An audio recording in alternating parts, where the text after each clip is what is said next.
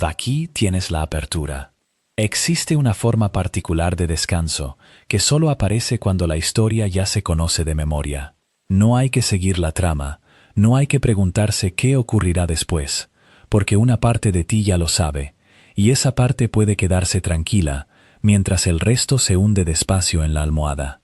Piensa en lo que ocurre cuando dejas puesto un episodio de Bob Esponja pasada la medianoche. Reconoces la risa aguda antes incluso de recordar por qué. Escuchas el chapoteo del agua, la trompeta breve que separa una escena de otra, la voz de Calamardo suspirando con su cansancio de siempre, y nada de eso te sobresalta, porque todo eso ya vive dentro de ti. En ese estado a medio dormir, el fondo del mar deja de ser un lugar y se convierte en una temperatura, algo cálido y conocido, que se queda contigo mientras cierras los ojos. Y sin embargo, dentro de ese mundo tan familiar, vive uno de los personajes más extrañamente complejos que ha dado la televisión animada. Una criatura diminuta con un solo ojo y una ambición que no cabe en su propio cuerpo. Esta noche vamos a mirar despacio a Sheldon J. Plankton, de dónde viene, cómo fue pensado, y por qué su historia es mucho más profunda y más rara de lo que su tamaño deja suponer. Bienvenido a Piñano. Aquí no hay prisa por llegar a ninguna parte. Este es un lugar hecho para escuchar con los ojos cerrados, para dejar que las palabras avancen a un ritmo lento y parejo mientras el cuerpo se afloja. Ponte cómodo, apaga o baja las luces, coloca la cabeza como mejor te siente y respira sin apuro. No hace falta que sigas cada palabra ni que recuerdes nada por la mañana. Deja simplemente que la voz te acompañe hasta el borde del sueño. Y cuando llegues a ese borde, cruza sin resistencia.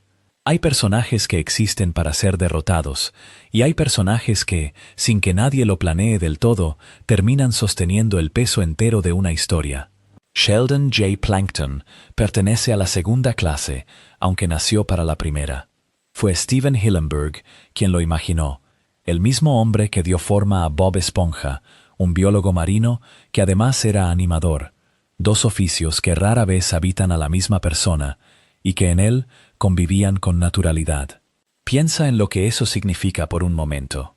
El creador de este villano no venía solo del mundo del dibujo, sino del estudio real del océano, y esa doble mirada dejó una huella que se puede rastrear en cada detalle de Plankton, empezando por su cuerpo. Porque Plankton no es una criatura inventada de la nada.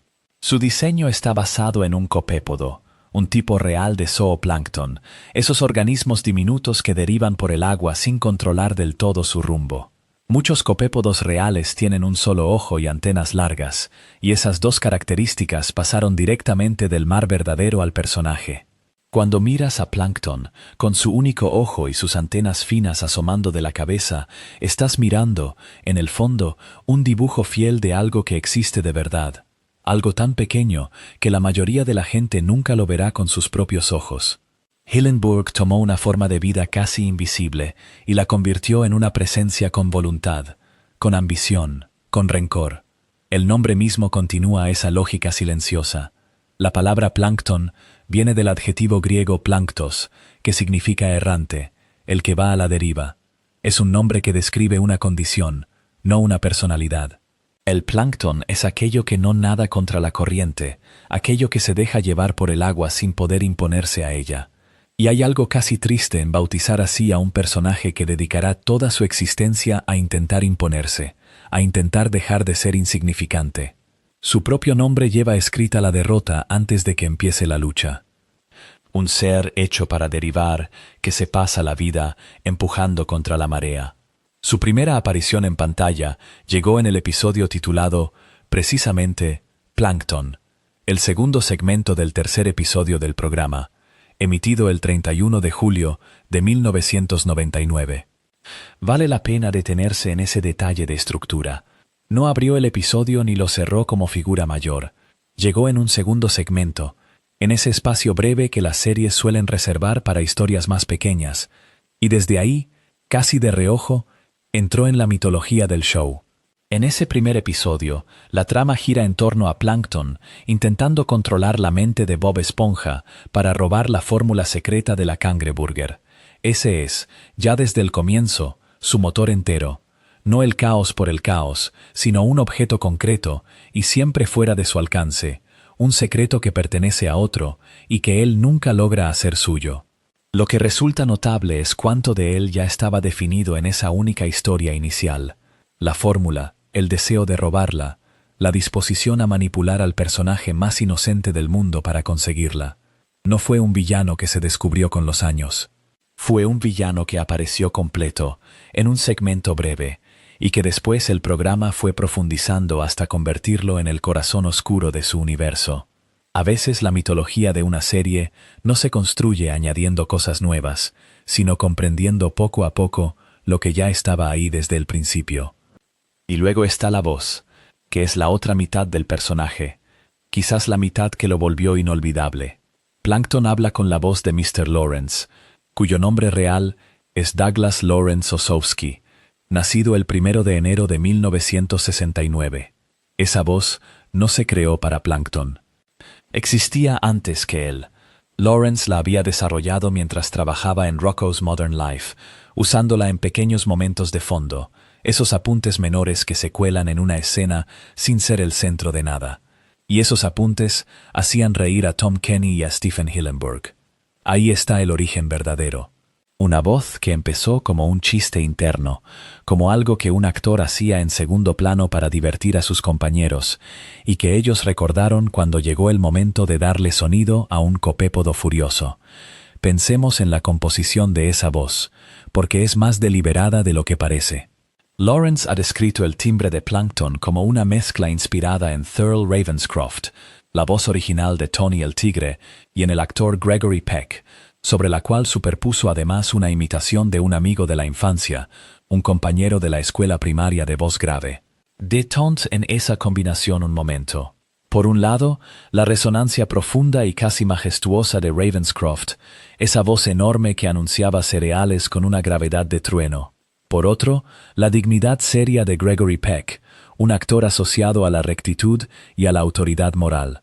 Y debajo de todo eso, el recuerdo concreto de un niño de la escuela, alguien real, alguien que existió en la vida de Lawrence mucho antes de que existiera Plankton. Esa arquitectura sonora explica buena parte del efecto. Plankton mide apenas un punto en la pantalla, es literalmente uno de los seres más pequeños del mar, y sin embargo su voz tiene la profundidad de un gigante. Hay una desproporción constante entre el tamaño del cuerpo y el peso del sonido, entre lo insignificante que es y lo grande que suena. Y en esa desproporción vive gran parte de su comedia y también de su tragedia. Un ser diminuto que habla como si dominara el mundo, un errante que se dirige a los demás con la voz de alguien acostumbrado a ser obedecido. La grandeza está toda en la voz, nunca en la escala. Reúne ahora las piezas y verás qué clase de criatura construyó Hillenburg. Un organismo real, tomado del océano verdadero, con su único ojo y sus antenas fieles a la biología. Un nombre griego que significa el que va a la deriva, cosido a un personaje que nunca deja de empujar contra la corriente. Una voz nacida como broma de fondo en otra serie, ensamblada a partir de un anunciante de cereales, un actor solemne y un compañero de infancia. Y una primera historia, breve, en un segundo segmento, donde ya estaba todo lo que llegaría a importar: la fórmula, el robo, la manipulación del más inocente. Un villano de un solo ojo que entró casi de puntillas y terminó siendo, con los años, uno de los latidos más constantes de todo el mundo submarino. Hay personajes que llegan a una serie ya completos, como si hubieran existido antes de que la cámara los encontrara. Sheldon Plankton es uno de ellos. Su primera aparición formal ocurre en el episodio titulado Plankton, el segundo segmento del tercer episodio de la primera temporada, emparejado con Jellyfishing, que se estrenó por primera vez en aquel mismo verano de 1999. Piensa por un momento en lo temprano que es esto.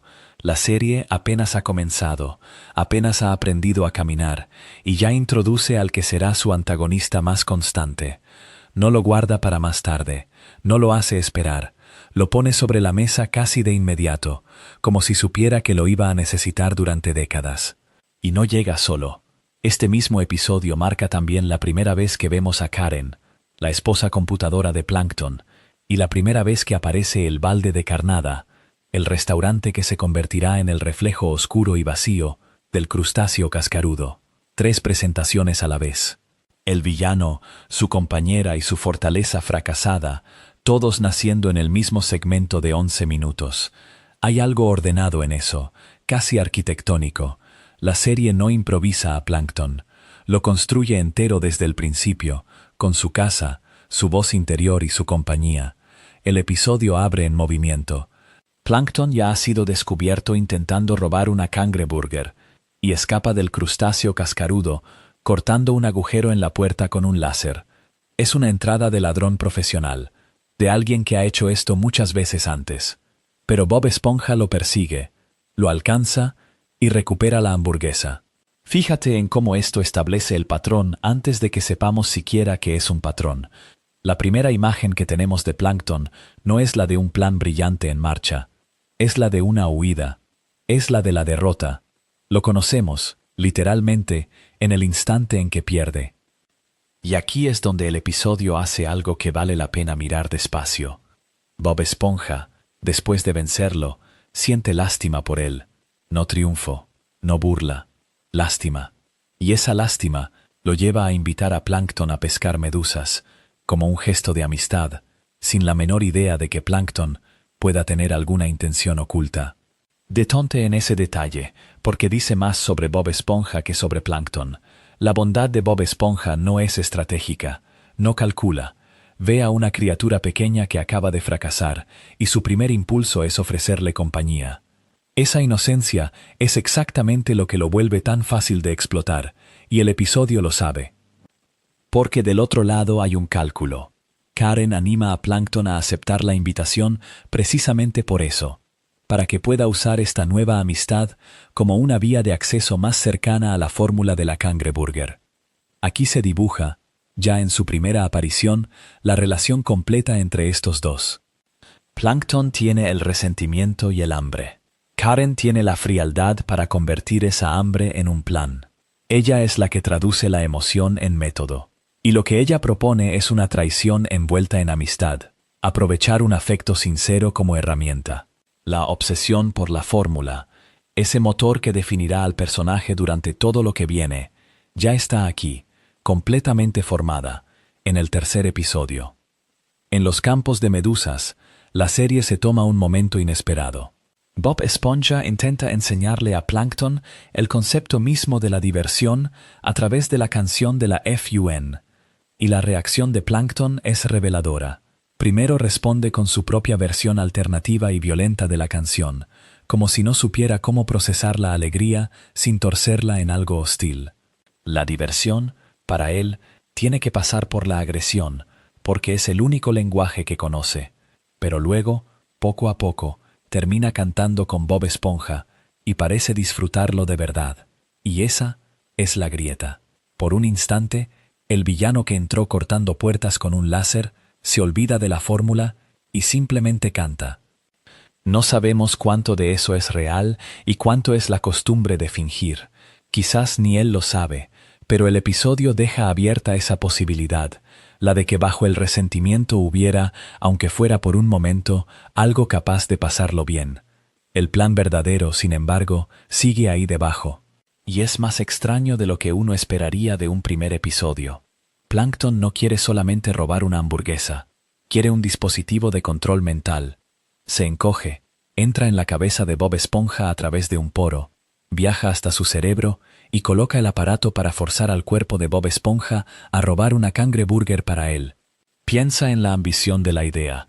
No secuestra la hamburguesa, secuestra al esponja entero. Convierte al héroe en la mano que comete el crimen.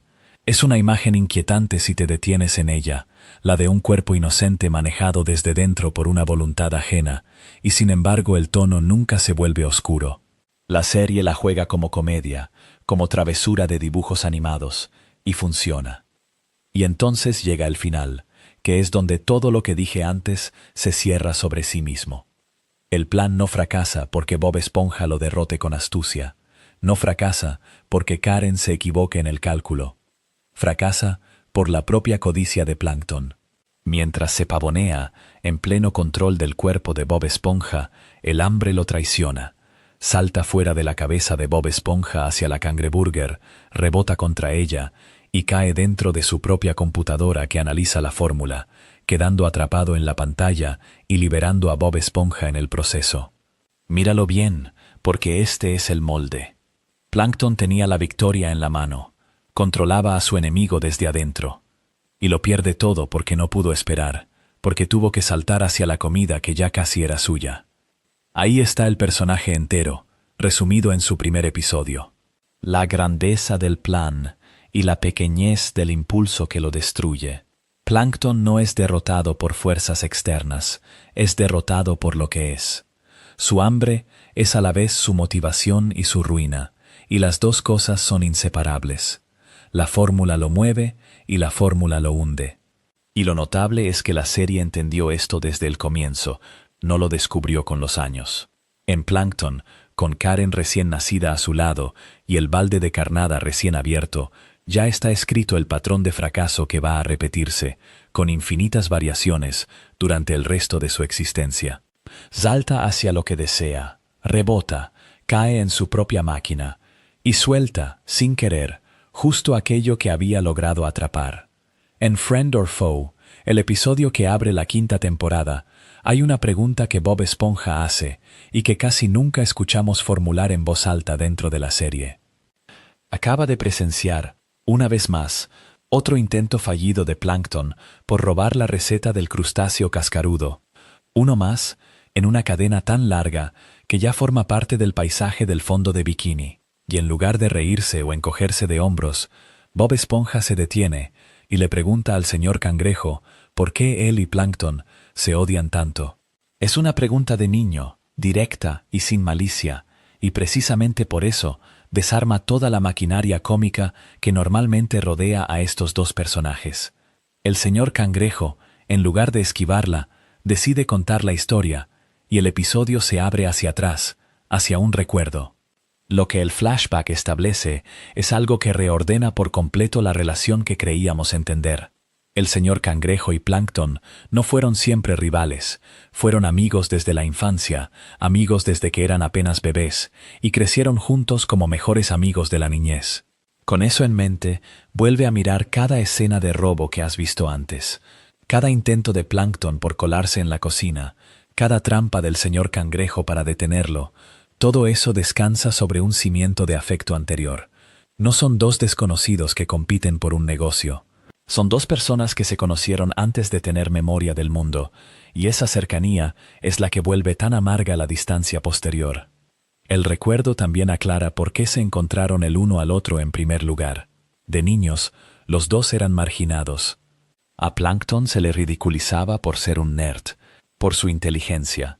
Esa misma inteligencia que más adelante lo convertiría en el eterno cerebro derrotado de la serie.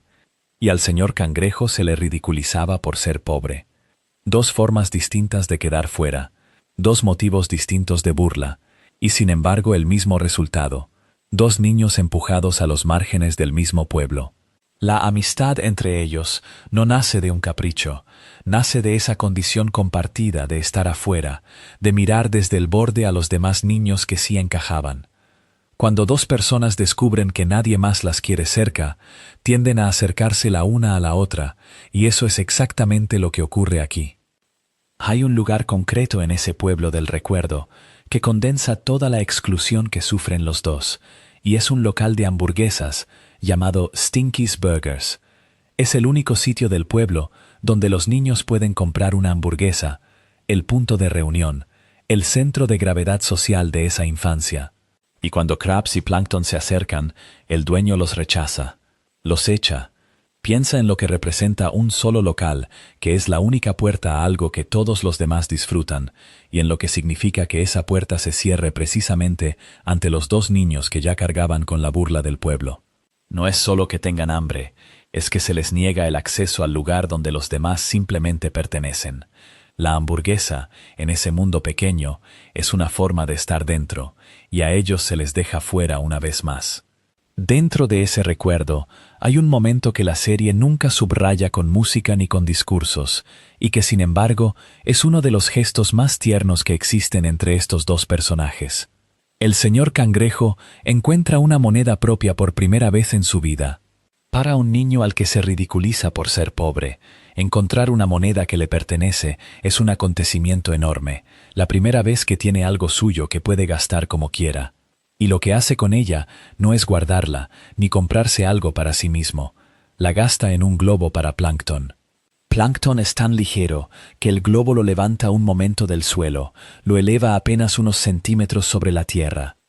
Es una imagen que se queda contigo. El primer bien que Krabs posee en su vida lo entrega, sin más, a su amigo, y por un instante ese amigo flota. Guarda esa imagen, porque el episodio la va a contradecir con todo lo que viene después. Del rechazo en Stinky's Burgers sale, curiosamente, la idea que va a definir el resto de sus vidas. Si el único local del pueblo no los deja comprar una hamburguesa, entonces harán y venderán la suya propia. Es la respuesta más sana posible a la exclusión. En lugar de quedarse resentidos en el margen, deciden construir algo desde ese margen. Dos niños marginados que responden al rechazo con trabajo, con la intención de fabricar aquello que se les negó. Y aquí está una de las grandes ironías del episodio, porque el imperio entero que conoceremos después, el crustáceo cascarudo y todo lo que gira a su alrededor, empieza como un proyecto compartido entre dos amigos que solo querían una hamburguesa que nadie les vendía. La receta secreta del crustáceo cascarudo, ese objeto sagrado por el que Plankton pasará el resto de la serie obsesionado, no nace de un golpe de genio ni de una receta cuidadosamente diseñada.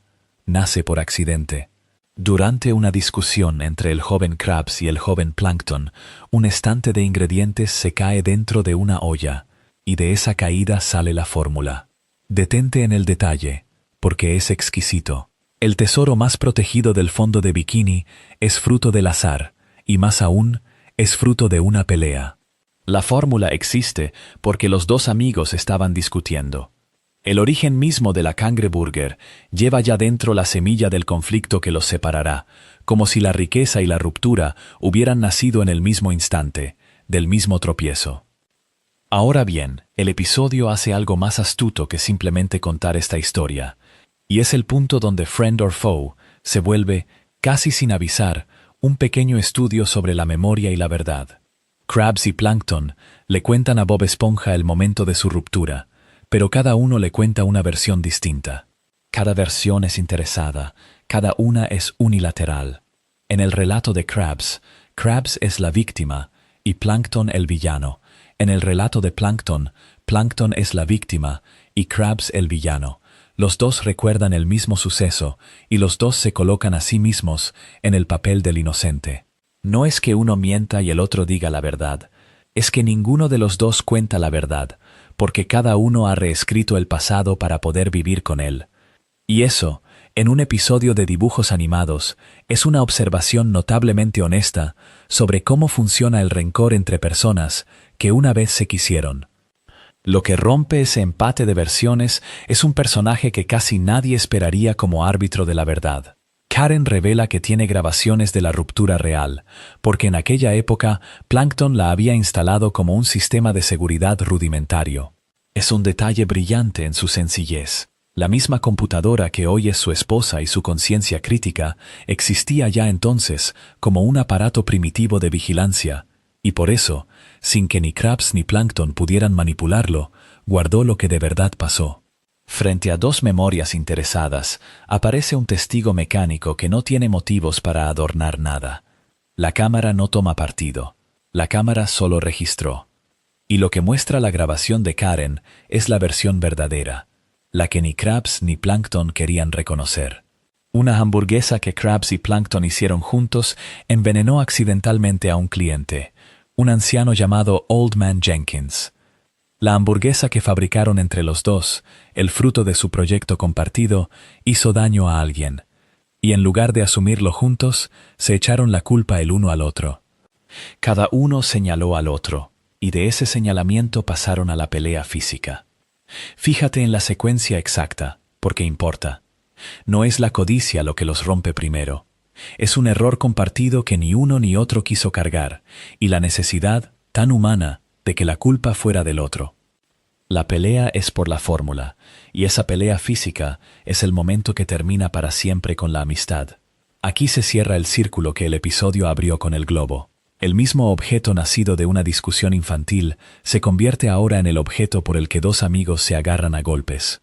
Plankton termina arrojado a un montón de basura, y desde ahí, tirado entre los desechos, jura venganza. Ese es el nacimiento del Plankton que conocemos, el rival eterno, el que pasará años intentando robar aquello por lo que fue lanzado a la basura. Pero el episodio se ha encargado de que no podamos verlo ya solo como un villano. Lo vemos como el niño al que levantó un globo, como el marginado que encontró un amigo, y como el hombre que, en el momento decisivo, fue tan incapaz de asumir un error compartido como el amigo que lo tiró.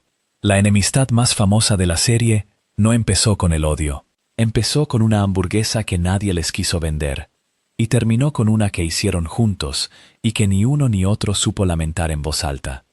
En el episodio titulado Friend or Foe, uno de los primeros de la serie, el programa hace algo que rara vez se permite. En lugar de contar cómo el señor Krabs y Plankton pasaron de ser amigos a ser enemigos, cuenta esa historia 3 veces, y las 3 versiones se contradicen entre sí. Primero habla Krabs, que ofrece su propio relato de cómo nació la rivalidad. Después habla Plankton, que cuenta la misma historia básica, pero con los papeles invertidos. Y al final habla Karen, que revela una tercera versión, presentada como la verdadera. El episodio no está interesado en darte un origen limpio. Está interesado en mostrarte que un origen depende siempre de quien lo cuenta. En la versión de Krabs, el joven Eugene Krabs y el joven Sheldon Plankton se conocen de niños mientras huyen de unos matones, y esa huida compartida los convierte en amigos rápidos. Más tarde los dos consiguen trabajo en una heladería regentada por un viejo tacaño llamado Old Man Jenkins. En el relato de Krabs, Plankton es el ambicioso, el que quiere poder, el que empieza a torcerse. Fíjate en la forma del cuento. Krabs se coloca a sí mismo como el amigo leal y a Plankton como la semilla del problema. Es una historia sobre la codicia ajena, contada por alguien que después construiría un imperio entero sobre la protección de una receta.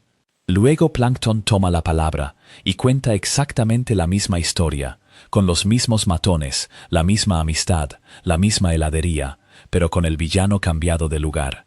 En su versión, Krabs es el codicioso. Plankton no niega los hechos generales. Lo que hace es reasignar la culpa, mover el peso moral de un lado de la mesa al otro. Y aquí está lo elegante del episodio, porque al escuchar 2 relatos idénticos en su esqueleto y opuestos en su acusación, el espectador se queda sin manera de saber cuál creer. Cada uno es plausible, cada uno es interesado. Ninguno de los dos es fiable, precisamente porque cada uno tiene todo que ganar mintiendo. Entonces interviene Karen, y la revelación que trae reorganiza toda la escena, porque Karen explica que ella existía ya en aquel momento, que Plankton la construyó originalmente como un sistema de seguridad. Eso significa que Karen no está recordando. Karen tiene grabaciones. Su base de datos guarda las imágenes de lo que ocurrió de verdad, sin la deformación del orgullo ni el resentimiento. El programa convierte a una máquina en el único testigo honesto de la habitación, y lo hace con una lógica bonita. Los dos que vivieron la historia mienten, la que solo la registró no tiene motivo para hacerlo. La verdad, sugiere el episodio, no está en la memoria de los protagonistas, sino en el metraje frío de una cámara vieja. Y la verdad de Karen es más triste y más humana que cualquiera de las 2 versiones anteriores. En su relato, el joven Krabs y el joven Plankton no se traicionan desde el principio. Al contrario, los dos juntos convierten una caravana abandonada en un basurero en su primer restaurante. Trabajan codo con codo, comparten un sueño. El negocio que más tarde los enfrentará durante décadas nace de una colaboración, de 2 amigos que rescatan un trasto olvidado en un vertedero y deciden hacer algo con él. Sopesa lo que eso implica. La enemistad más famosa del fondo del mar empezó como una sociedad. Su primer cliente es el propio Old Man Jenkins. Toma un bocado de la hamburguesa que le sirven, sonríe y acto seguido se desploma, noqueado por la propia hamburguesa. Es un golpe de comedia, pero también es el punto exacto donde la amistad se rompe. Krabs y Plankton se acusan mutuamente de haber estropeado la comida. Ninguno confía ya en el otro. La sospecha, que en las dos primeras versiones parecía el origen del vínculo, aquí aparece como su final. Y entonces llega el detalle que lo explica todo. Los dos pelean por la receta escrita en un papel, y en el forcejeo, el papel se rompe en dos. Plankton se queda con la mitad de abajo, que dice, con esas palabras, "and a pinch of chum", una pizca de basura de pescado. Mientras tanto, un estante volcado durante la pelea deja caer otros ingredientes dentro de la masa que le queda a Krabs, y así, por accidente, nace la fórmula del Krabby Patty. Detente un momento en esa imagen, porque contiene toda la tragedia de los dos personajes. Plankton se queda con la mitad equivocada de la receta.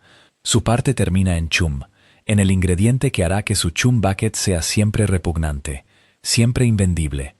Krabs se queda con la mitad afortunada, la que el azar completó cuando un estante se derrumbó en el momento justo. La receta secreta que Krabs defenderá con su vida no fue inventada por él, fue un accidente que le tocó en el reparto de una pelea. Y la miseria de Plankton, su fracaso perpetuo, empezó con un papel roto por la línea equivocada. La rivalidad de toda una vida se decide por centímetros de papel y por la física de una estantería que cae.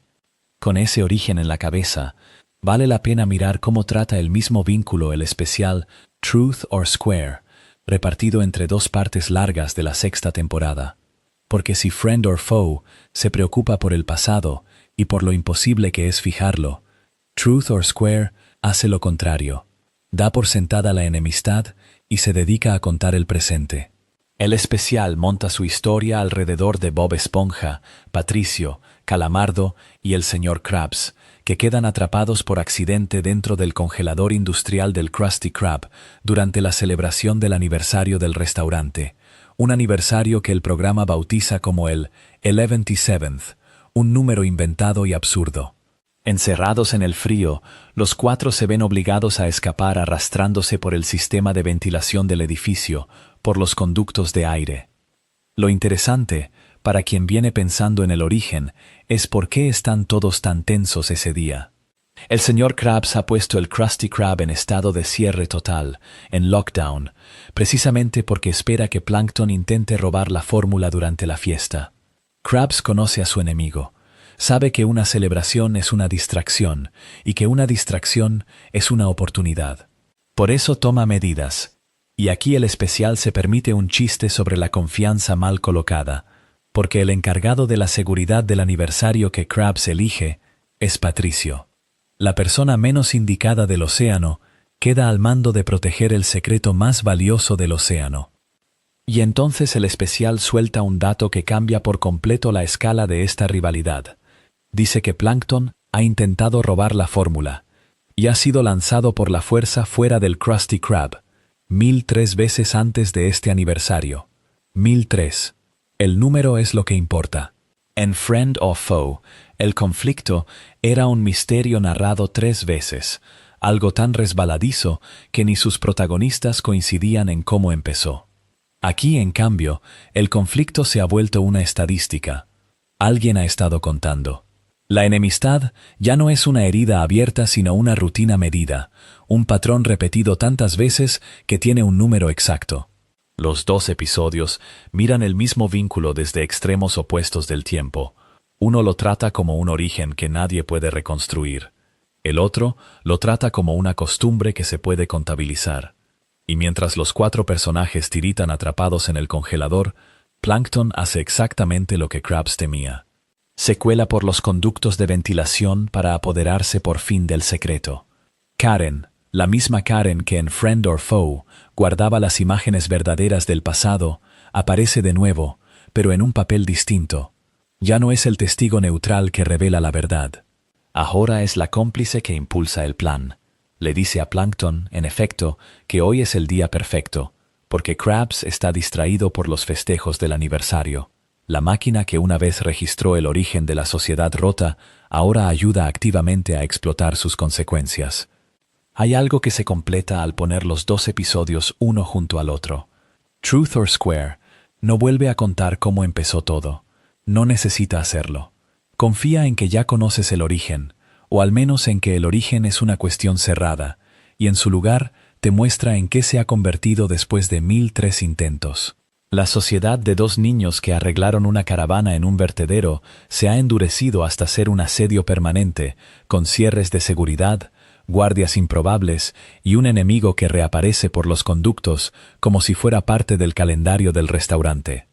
Y Karen, que sabe la verdad porque estuvo allí desde el principio, ha elegido su bando.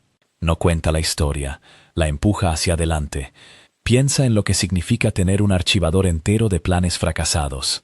Plankton, según cuenta la película del año 2004, guarda en un cajón cada esquema que ha imaginado para arrebatarle a Cangrejo su receta, ordenados alfabéticamente desde la letra A.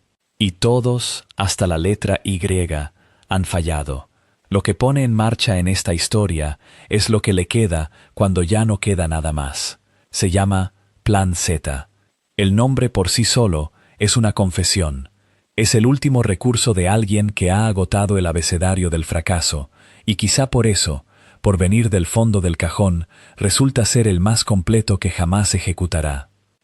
Conviene detenerse en la estructura de ese plan antes de mirar cómo se despliega, porque lo que distingue al Plankton de la película del Plankton de la serie no es la ambición, sino la paciencia.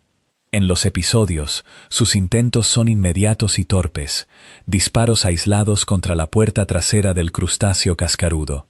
Aquí construye algo por capas, roba la corona del rey Neptuno, y en lugar de esconderla cerca, la hace enviar a la lejana ciudad Concha, un lugar remoto, casi mitológico dentro del mundo del filme. La distancia no es un descuido, la distancia es el punto. Cuanto más lejos esté la corona, más difícil será recuperarla, y más tiempo tendrá Plankton para hacer lo que de verdad quiere hacer, mientras nadie mira hacia el balde de carnada. Y luego está el detalle que revela la inteligencia fría del esquema. Plankton no se limita a robar la corona. Deja pruebas falsas en la escena del crimen para incriminar a Don Cangrejo. Este es el movimiento que separa a un ladrón de un estratega. Un ladrón toma lo que quiere y huye.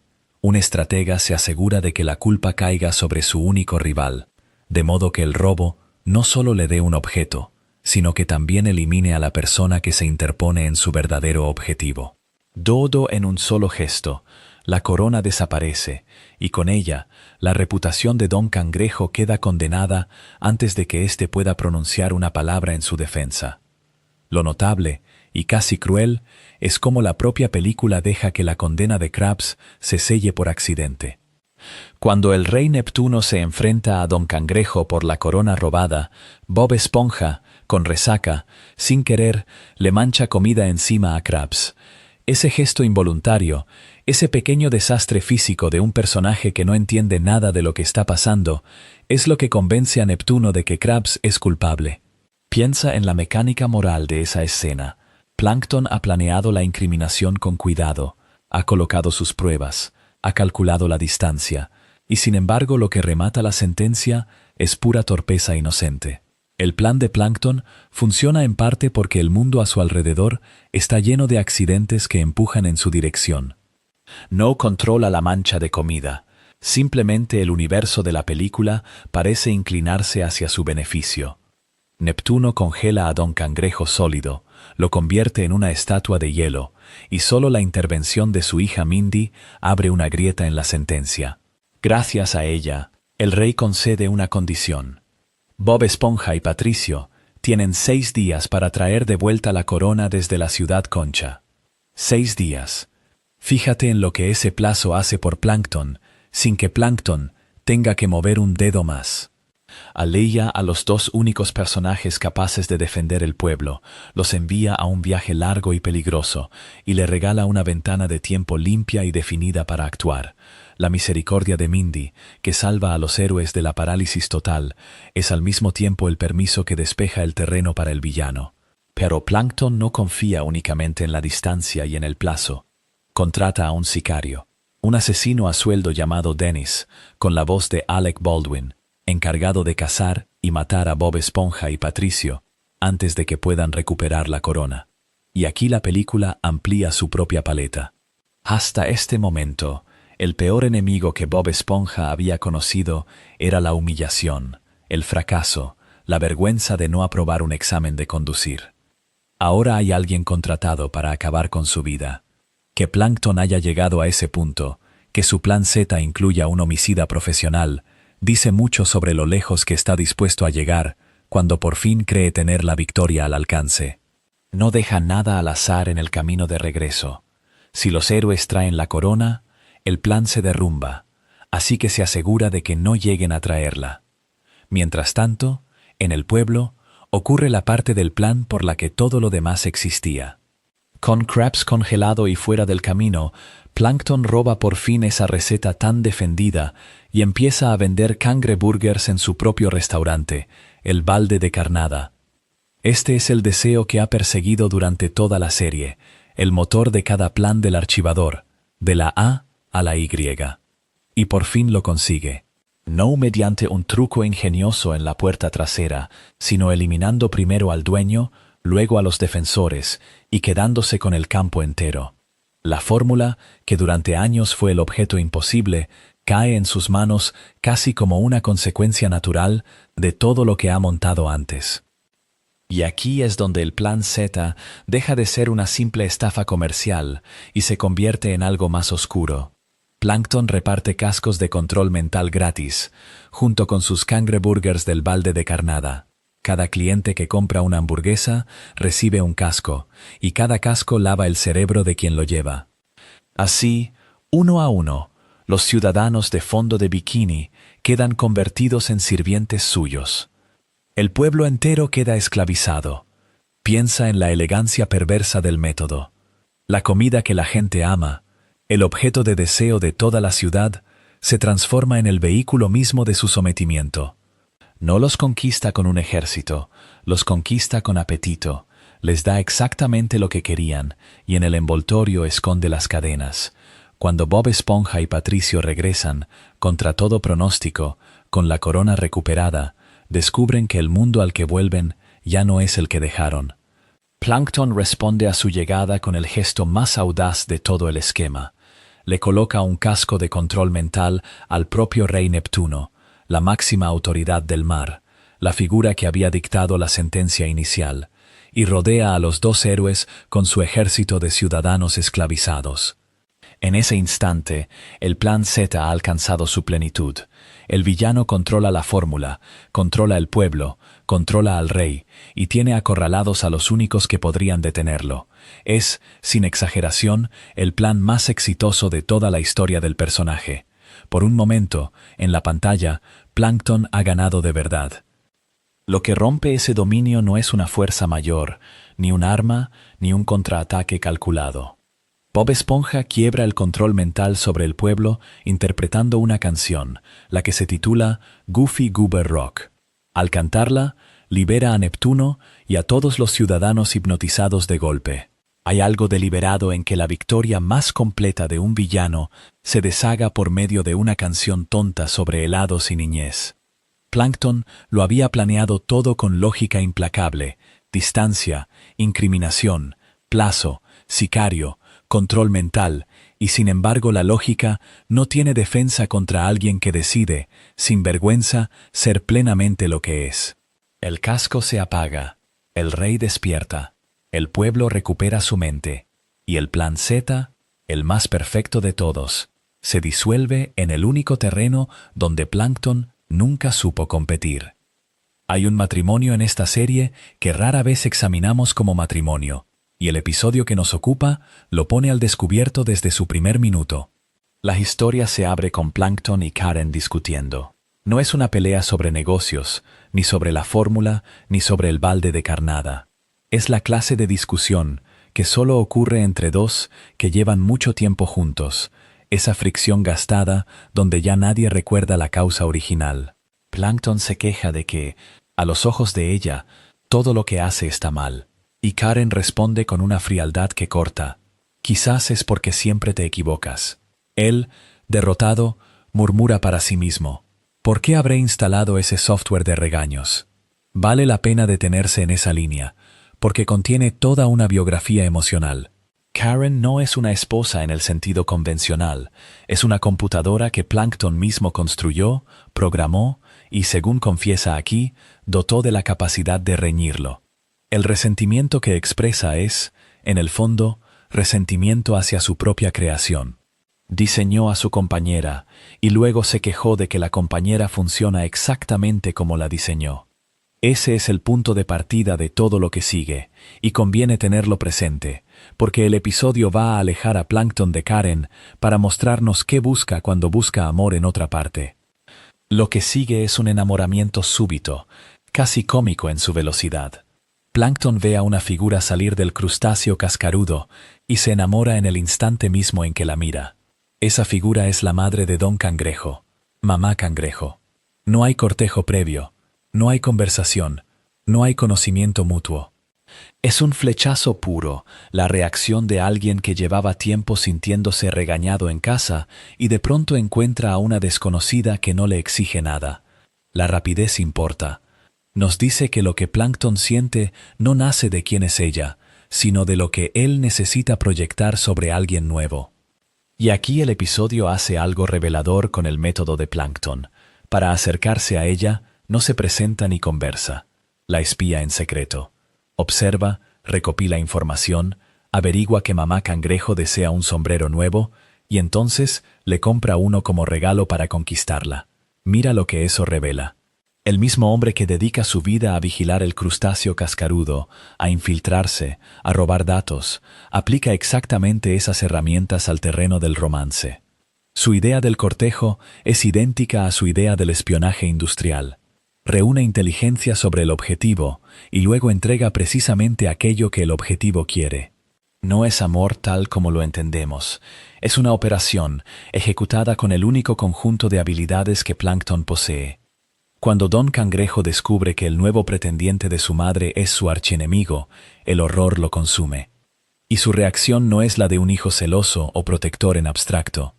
Su mente salta de inmediato a una sola conclusión: esto tiene que ser un plan para quedarse con la receta.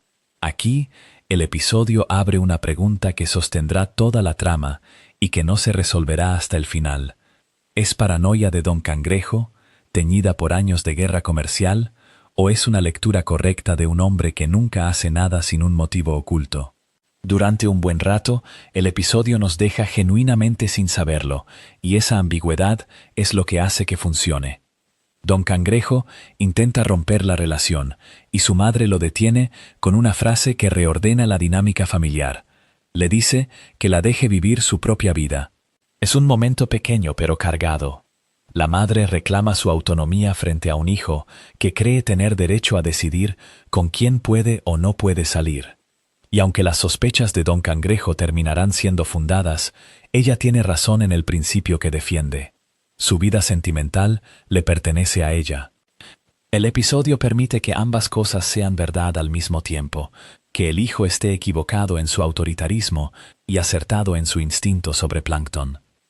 La confrontación llega al balde de carnada. Don Cangrejo va directamente a acusar a Plankton de salir con su madre para conseguir la fórmula. Y la respuesta de Plankton es lo más interesante del intercambio, porque introduce un dato que complica la acusación. Plankton dice que ni siquiera sabía que Mamá Cangrejo conocía la fórmula hasta ese preciso momento. Piensa en lo que esa afirmación hace con la cronología del deseo.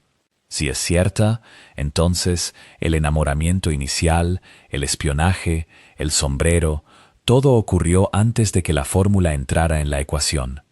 El sentimiento habría sido, al principio, auténtico dentro de los límites de lo que Plankton es capaz de sentir.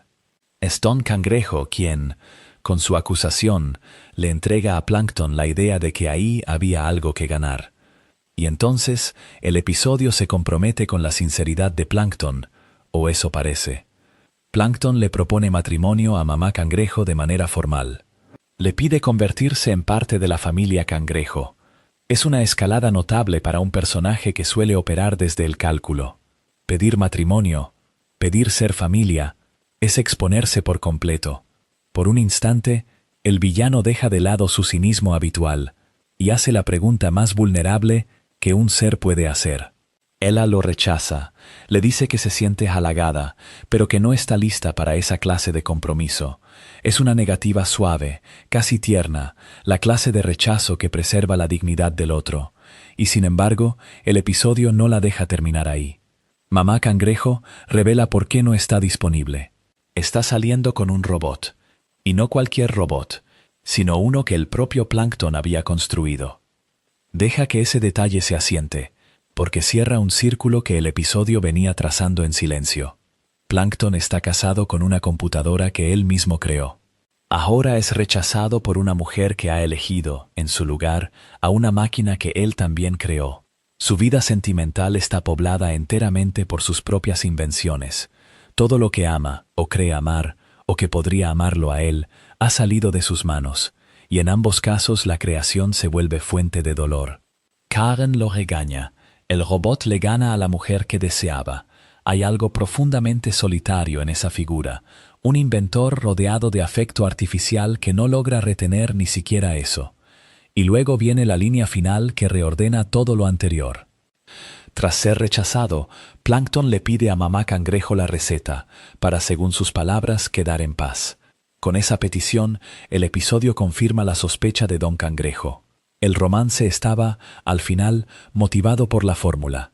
Pero fíjate en el orden de los acontecimientos, porque importa para juzgar a Plankton con precisión. No pide la fórmula mientras la corteja, la pide después de que ella lo rechaza, como si el amor y el interés hubieran convivido en él sin que ni siquiera él supiera cuál pesaba más, hasta que el rechazo despejó la duda y lo devolvió a su naturaleza. Perdida la posibilidad del afecto, recupera lo único que sabe perseguir. Lo que este triángulo revela sobre la vida sentimental de Plankton, fuera de su matrimonio con Karen, no es halagador, pero tampoco es simple. Es un hombre que confunde vigilancia con cortejo, regalos con intimidad, y que finalmente confunde el amor con la ganancia, porque nunca ha aprendido a separarlos. Volverá a casa, con Karen, con el software de regaños que él mismo instaló, y la discusión del principio, en retrospectiva, se lee distinto. Quizás Karen tenía razón, quizás sí siempre se equivoca, y este episodio es la prueba más larga y más triste de esa acusación. Hay un episodio de la 7ª temporada que muchos seguidores prefieren no recordar, y sin embargo es el que revela más de lo que la serie suele mostrar sobre Plankton. Se titula One Course Meal, y fue el primer segmento de un episodio doble emparejado con Gary in Love. Se estrenó el 25 de marzo de 2010, en Nickelodeon. El guión y el storyboard se atribuyen a varios de los guionistas habituales de la serie, entre ellos Doug Lawrence, que es, además, la voz de Plankton. Conviene detenerse en ese último detalle desde el principio, porque el hombre que da voz al personaje participó también en escribir lo que le ocurre. Nadie estaba más cerca de Plankton que él, y aún así, esto es lo que le sucede. Todo empieza con un miedo. Plankton se encuentra con Perla, la hija ballena del señor Cangrejo, en el crustáceo cascarudo, y reacciona con puro terror. Cita documentales sobre ballenas que comen plancton como alimento, y en su mente la lógica es sencilla y aterradora. Él es plancton, ella es una ballena. Lo que sigue es la extinción.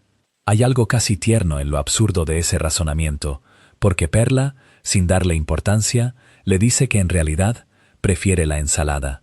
Seele, el peligro nunca existió. El miedo, sin embargo, ya está encendido, y una vez encendido, no necesita ser real para funcionar. Piensa en lo que ocurre después. El señor Cangrejo se entera del miedo de Plankton, y en lugar de dejarlo pasar, decide usarlo. Toma prestado uno de los vestidos de Perla, se disfraza de ella y se presenta en el balde de carnada con el único propósito de aterrorizar a su rival. No es una travesura improvisada, es un plan que requiere un disfraz, un traslado, una intención sostenida. El episodio enmarca ese tormento como algo que dura, según sus propias palabras, 16 días llenos de paranoia. Durante ese tiempo, se muestra a Plankton deteriorándose mentalmente, escondiéndose, convencido de que una ballena lo caza sin descanso. Fíjate en esa cifra, 16 días. En la lógica comprimida de una caricatura, donde una humillación suele resolverse en un minuto de pantalla, esa duración es deliberada. La serie quiere que sientas el paso del tiempo, el desgaste, la forma en que un miedo alimentado día tras día deja de ser un susto y se convierte en una condición. No vemos a un villano derrotado en una batalla, vemos a alguien consumido lentamente, por dentro, hasta que ya no queda casi nada. Y entonces llega la escena que casi nadie olvida, y que casi todos desearían poder olvidar. Plankton se tumba en medio de una calle. Dice, con una calma que hiela más que cualquier grito, que el autobús de las 4:15 debería pasar en cualquier momento. Bob Esponja lo encuentra allí. Y cuando pregunta, Plankton responde sin rodeos. Dice, textualmente, que acaso no ve que está intentando que lo atropellen, y luego añade que, mejor todavía, lo pise tan fuerte como pueda. La palabra que la serie nunca pronuncia está, sin embargo, escrita en cada gesto de esa escena. Es una tentativa de quitarse la vida, presentada dentro de una comedia para niños, sin ninguna advertencia, sin ningún marco que la contenga. Lo que hace la escena aún más difícil de sostener es la reacción de Bob Esponja. Se niega, con esa inocencia suya que aquí resulta casi cruel de puro literal, diciendo que eso va en contra de su buena naturaleza. No entiende lo que está viendo. Y Plankton, ante la negativa, contesta que lo olvide, que él esperará al próximo autobús, que vuelva al crustáceo cascarudo y disfrute. Bob Esponja se marcha y lo deja allí. Lo deja tumbado en la calle, esperando. La cámara no salva a nadie de ese momento. El personaje más bondadoso de la serie da media vuelta y se aleja, y la escena permite que eso ocurra. Y es en este punto donde la historia revela su verdadero problema, y no es solo el del tono. Una vez que Plankton descubre que la ballena era en realidad cangrejo disfrazado, la historia no se detiene a mirar lo que acaba de hacer. Cambia de dirección. Ahora es Bob Esponja quien proyecta imágenes de ballenas para volver a asustar a Plankton, y el señor Cangrejo aparece compartiendo un momento de complicidad con Bob Esponja sobre la broma. El episodio termina sin que Cangrejo enfrente castigo alguno, sin ningún reconocimiento de que empujó a otro ser a querer morir. La víctima vuelve a ser el blanco. Los responsables se ríen juntos. No hay balance, no hay consecuencia, no hay una sola línea que diga que algo estuvo mal. Y ahí está, creo yo, la raíz de la controversia. No es únicamente que se muestre a un personaje intentando quitarse la vida, aunque eso ya basta para incomodar. Es que la estructura misma de la historia trata ese intento como un simple engranaje del chiste, algo de lo que reponerse para llegar a la siguiente broma. El sufrimiento de Plankton no pesa nada dentro del relato, se usa y se descarta. Muchos espectadores sintieron que la serie había cruzado una línea que ni siquiera sabía que existía, y es una reacción que resulta difícil de discutir cuando se mira la secuencia entera con atención. Pero quiero proponerte otra lente, porque este capítulo trata de lo que este episodio dice sobre la psicología de Plankton, más allá de la polémica. Durante casi toda la serie, Plankton es un villano cómico. Sus planes fracasan, su ambición es desmedida, su derrota es la recompensa habitual del público. Es fácil reírse de él porque nunca parece tener un interior. Este episodio, casi por accidente, abre ese interior de golpe. Nos muestra que detrás de la fachada del villano diminuto y ridículo hay algo frágil, un miedo que no necesita ser real para destruirlo.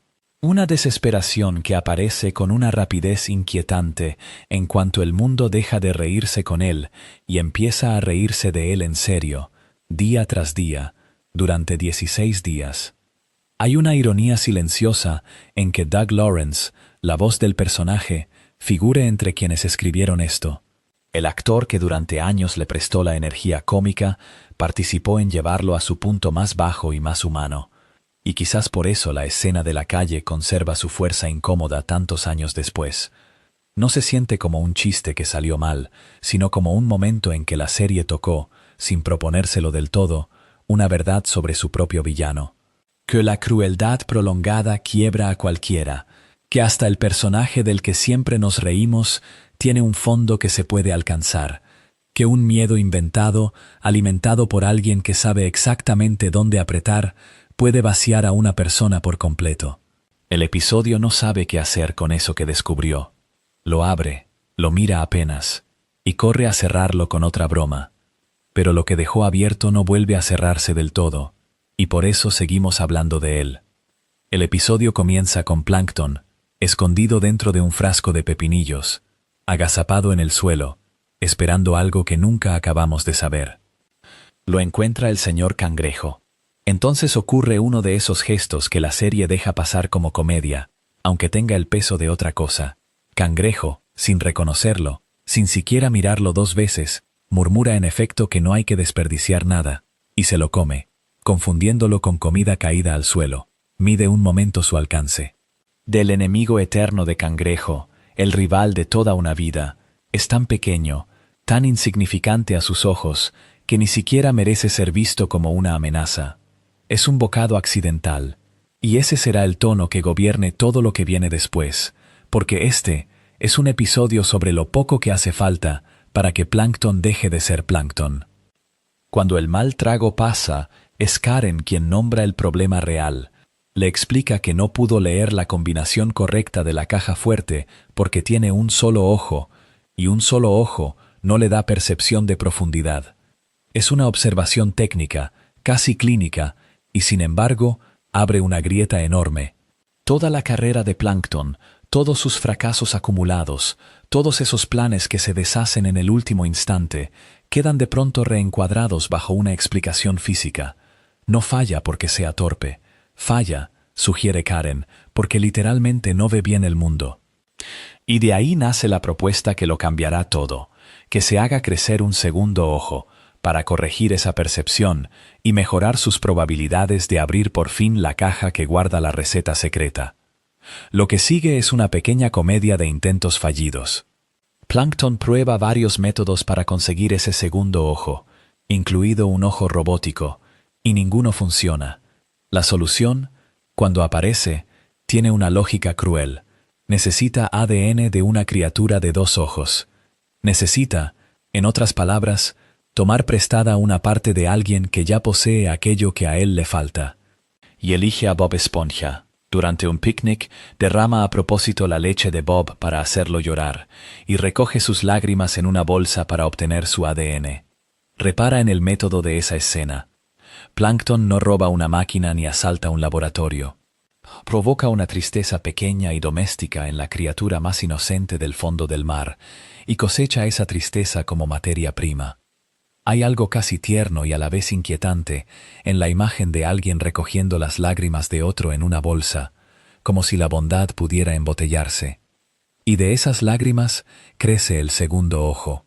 No es un ojo cualquiera.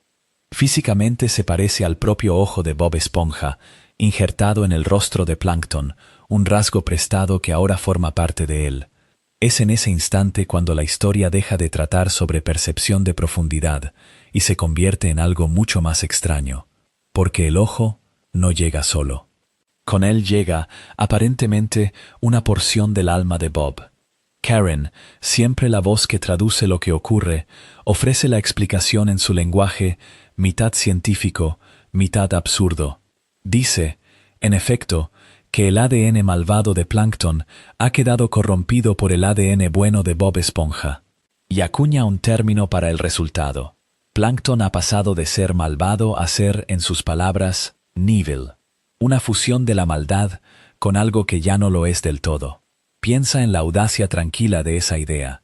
La serie está proponiendo, medio en broma, que la maldad de Plankton no es una decisión, ni una filosofía, ni siquiera un carácter forjado por años de derrotas. Es química, es ADN. Basta con introducir el material genético correcto para diluirla, como se diluye una tinta en agua. Lo que el episodio hace a continuación es someter a ese nuevo Plankton a una prueba, y la elección de la prueba no es casual. Es un test de manchas de tinta, un test de Rorschach, la herramienta clásica para leer lo que hay en el interior de una mente. Y lo que revela es preciso, casi poético en su simetría. Donde antes habría visto amenaza, ahora ve dulzura. Un murciélago se convierte para él en una linda mariposa. Una serpiente se transforma en un perrito cachorro. Y la imagen más reveladora de todas, una explosión con forma de hongo nuclear. Esa silueta que en la cultura entera significa aniquilación, se vuelve para él un ramo de flores. Detente en esa última. No es solo que Plankton se haya vuelto amable. Es que su cerebro ya no es capaz de reconocer la destrucción cuando la tiene delante. El aparato mismo de la percepción, aquello que Karen quería corregir con un segundo ojo, ha sido reescrito. Ve mejor la profundidad, sí, pero ya no ve el peligro. Ha ganado un ojo y ha perdido su manera de mirar. Y entonces llega el gesto final, el que da sentido a todo el episodio. Con su nueva personalidad amable, Plankton le devuelve voluntariamente la receta al señor Cangrejo. No se la roban, no la pierde en un accidente. La entrega por su propia voluntad, deshaciendo con un solo movimiento el motor de todo lo que ha sido durante años. Considera lo que eso implica dentro de la lógica de la serie. La búsqueda de la fórmula no es un capricho de Plankton, es su columna vertebral, la obsesión que lo define, el eje alrededor del cual gira toda su existencia. Y basta una hebra de ADN ajeno para que renuncie a ella sin dolor, casi con alivio. Bajo su superficie de comedia, el episodio plantea aquí una pregunta que se queda contigo. ¿Qué tan frágil es, en realidad, la identidad de Plankton? Otras historias han tratado su maldad como algo profundo, casi trágico, la amargura de un ser pequeño, en un mundo que lo desprecia, un rencor con historia y con causas. Este episodio ofrece la lectura contraria, y lo hace con una ligereza que casi disimula su crueldad. Sugiere que no hay tal profundidad, que Plankton es malvado del mismo modo en que una sustancia tiene un color, y que ese color se puede cambiar añadiendo otra sustancia. Su personalidad no está guardada en su experiencia ni en su voluntad. Está guardada, al parecer, en un ojo. Y si eso es cierto para Plankton, la incomodidad se extiende hacia afuera.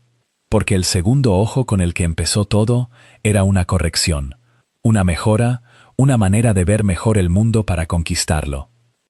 Lo que obtuvo, en cambio, fue una mirada que ya no reconoce lo que él mismo era. La percepción de profundidad que buscaba resultó ser, sin que nadie lo planeara, una percepción de otra clase entera, la capacidad de mirar un hongo nuclear y ver flores. El personaje que quería ver más lejos terminó viendo un mundo distinto, más suave, más amable, y en ese mundo ya no había lugar para él. Vuelve por un momento a esa primera escena, la del frasco de pepinillos, la del bocado que Cangrejo ni siquiera se molesta en mirar. Al principio, Plankton era demasiado pequeño para ser visto. Al final, se ha vuelto tan otro que ya no puede verse a sí mismo. Considera por un momento lo que significa un spin-off. No es solo una serie nueva. Es una decisión sobre el pasado de un mundo que ya conocemos. Una elección sobre qué momentos existieron antes de los momentos que ya hemos visto. Y cuando ese mundo lleva décadas en pie, cada nueva pieza que se añade tiene que convivir con todo lo que ya se dijo. Camp Coral, cuyo título completo es Camp Coral, SpongeBob's Under Years, se estrenó en Paramount Plus el 4 de marzo de 2021 y poco después llegó a la señal de Nickelodeon a partir del 2 de abril del mismo año. Corrió durante un par de temporadas, con un buen número de episodios repartidos entre ambas, y en algún momento posterior la serie cerró su ciclo, aunque las cifras exactas cambian según quien las cuente. Su origen no fue un capricho aislado. La idea nació de unas escenas de flashback ambientadas en un lugar llamado Camp Coral dentro de la película The SpongeBob Movie, Sponge on the Run, de 2020, y de esos breves recuerdos la serie construyó un campamento entero. Aquí conviene detenerse, porque la premisa esconde una asimetría que casi nadie comenta en voz alta. En Camp Coral, Bob Esponja es un niño, Patricio es un niño, Arenita es una niña, Calamardo es un niño. Son campistas, criaturas pequeñas en un verano interminable.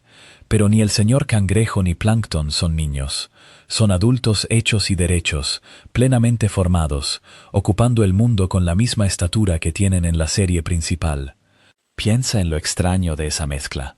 Un campamento donde los protagonistas apenas empiezan a existir y donde sus dos figuras rivales del futuro ya están completas, ya son quienes serán. El spin-off no los rejuvenece con los demás, los deja del otro lado de una línea invisible, como si pertenecieran a otra generación. Y esa decisión no es neutral. En Camp Coral, el señor Cangrejo es el director del campamento, su propietario, el dueño de Camp Coral. Además es un padre soltero que cría a su hija pequeña, Perla todavía bebé, en su cabaña. Detente en esa imagen un momento. El cangrejo que conocemos como el avaro más célebre del océano, aquí aparece antes, o mejor dicho al mismo tiempo, como un hombre que administra un negocio y que, al terminar la jornada, vuelve a una cabaña donde lo espera una hija que aún no sabe hablar. Es una versión del personaje que apoya el peso del cuidado sobre los hombros del comercio. No se explica cómo se sostienen esas dos cosas a la vez, pero la serie las coloca juntas y pide que las aceptemos. Plankton, por su parte, trabaja como el cocinero del campamento, el chef del llamado Krusty Canteen. De día prepara la comida. De noche, o más bien por debajo, dirige en secreto un laboratorio oculto bajo el campamento, junto a Karen, dedicado a construir inventos para dominar el mundo. La estructura es familiar. Es el mismo Plankton de siempre, el conspirador perpetuo, el genio pequeño con ambiciones desproporcionadas. Solo que ahora conspira desde la cocina de un campamento infantil, con Karen ya a su lado, ya como su compañera de planes. La serie no lo presenta aprendiendo a ser villano, lo presenta siendo villano, terminado, funcional, con su laboratorio ya acabado y su ordenador ya encendido. Y aquí es donde el spin-off roza algo delicado. Por lo que cuentan algunos seguidores, hay un episodio, titulado Kitchen Sponge, que se atrevería a tocar el objeto más sagrado de todo este universo. En ese episodio, Bob Esponja ayuda a Plankton a mejorar la comida del Krusty Canteen, y juntos, el niño y el adulto, desarrollan una receta. Esa receta se convierte en la base de la cangreburger. Bob Esponja escribe la fórmula secreta, la pone por escrito, y Plankton, fiel a sí mismo, maquina para robarla. Piensa en lo que la serie está proponiendo. Está sugiriendo que el origen de la fórmula más disputada de la ficción no está en el señor Cangrejo, sino en un momento compartido entre un niño esponja y su futuro enemigo, en la cocina de un campamento de verano. Ahora bien, este es el capítulo donde debemos preguntarnos si todo esto encaja con lo que ya sabíamos, y en particular con lo que estableció el episodio Friend or Foe de la serie madre. Otros relatos de este canal ya han rondado la historia del origen de la fórmula y la larga amistad rota entre Cangrejo y Plankton, y no voy a volver a contar esa escena como ellos la contaron. La miro desde otro ángulo. Friend or Foe fijó una versión de cómo nació la cangreburger y de cómo esos dos se convirtieron en rivales. Camp Coral, con Kitchen Sponge, propone otra ruta hacia el mismo objeto, una en la que Bob Esponja está presente en la creación, cosa que la cronología clásica difícilmente permite, porque Bob Esponja llega a fondo de bikini como adulto, mucho después. Aquí está de campista, niño, y aún así participa en el nacimiento de la receta. Es una contradicción que se siente en el estómago antes de poder nombrarla, y la serie parece saberlo, porque lo más revelador de Kitchen Sponge no es el robo, ni la receta, es el gesto con el que el episodio se protege a sí mismo. Según se cuenta entre los fans, en ese mismo capítulo la arenita adulta, la que vive en la línea temporal principal de Bob Esponja, encontraría alguna manera de llegar hasta su yo más joven, la campista de Camp Coral, para pedirle que la fórmula original fuera destruida. La razón es explícita dentro de la ficción. Quiere preservar el futuro que ella recuerda, es decir, el propio spin-off reconoce que esa fórmula, nacida ahí, en ese verano, amenaza con reescribir todo lo que vino después, y por eso la borra antes de que pueda hacerlo. Piensa en la elegancia defensiva de esa maniobra. La serie se permite jugar con el canon, insinuar un origen alternativo de la cangreburger, poner a Bob Esponja de niño en el centro de esa historia, y luego, con la mano de la arenita adulta, deshace su propio atrevimiento para que la continuidad quede intacta. la fórmula original es destruida. El futuro que recordamos se mantiene. En cierto sentido es una confesión. El spin-off admite que su versión no puede coexistir con la establecida, y en lugar de forzar el choque, elige anularse a sí mismo dentro de la propia trama. Mi opinión, y la ofrezco como opinión, es que esta es la solución más honesta que una serie así podía encontrar. Camp Coral quería el placer de imaginar la infancia de estos personajes sin pagar el precio de romper lo que ya amamos. Al hacer adultos a Cangrejo y Plankton mientras los demás son niños, y al destruir la fórmula que ella misma inventa, la serie se instala en una zona ambigua, ni del todo canon, ni del todo aparte. Es un recuerdo que se corrige a sí mismo mientras lo cuenta. Y quizá, para un mundo tan viejo y tan querido como el de Fondo de Bikini, esa ambigüedad cuidadosa era la única forma de visitar el pasado sin dañar el presente. Hay una película, estrenada en 2015, que suele quedar en un rincón de la memoria de quienes crecieron con la serie, como una entrega menor, una excusa para ver a la esponja moverse por el mundo real. Y sin embargo, si uno se detiene a mirarla con calma, encuentra en ella uno de los movimientos más extraños y más significativos que el personaje de Plankton ha hecho en 2 décadas de existencia. Se llama La esponja fuera del agua, y en ella un pirata llamado Burger Beard consigue un libro mágico, un libro con una propiedad muy concreta y muy peligrosa. Todo lo que se escribe en sus páginas se vuelve real. Imagina por un momento lo que significa tener ese poder en las manos. No hace falta robar nada por la fuerza, basta con escribirlo. Y eso es lo que Burger Beard hace. Escribe, y con la escritura roba la receta secreta de la Krabby Patty, el objeto en torno al cual gira toda la economía moral de Fondo de Bikini. La fórmula desaparece, y con ella desaparece el orden. El pueblo entero se desmorona en una especie de páramo anárquico, una tierra baldía al estilo de esas películas de coches destrozados y desiertos sin ley. Los ciudadanos que durante años fueron amables, previsibles, casi rutinarios en su bondad, se convierten en supervivientes desesperados. Y en medio de ese colapso, hay una sola voz que sostiene algo que nadie más está dispuesto a sostener. SpongeBob, y solo SpongeBob, cree que Plankton es inocente del robo. Detente aquí, porque este detalle lo es todo. Durante toda la historia de la serie, Plankton ha sido el sospechoso natural, el villano por defecto, el que siempre quiere la fórmula. Es el personaje sobre el que recae la culpa antes de que nadie pregunte nada. Y precisamente por eso, que sea SpongeBob quien lo defienda cuando el mundo entero lo acusa, tiene un peso enorme. No es una defensa cómoda, es una defensa contra toda la evidencia acumulada de años. SpongeBob no cree en la inocencia de Plankton porque tenga pruebas. Cree en ella porque decide mirar al enemigo de siempre y ver, por una vez, a alguien que esta vez no lo hizo. De esa creencia nace una propuesta que ningún guión anterior se había atrevido a formular en serio. SpongeBob propone a Plankton que trabajen juntos, que formen un equipo para encontrar la fórmula robada, y aquí ocurre algo que la película trata casi como una barrera cognitiva, no solo emocional. Plankton, al principio, no entiende el concepto de trabajo en equipo.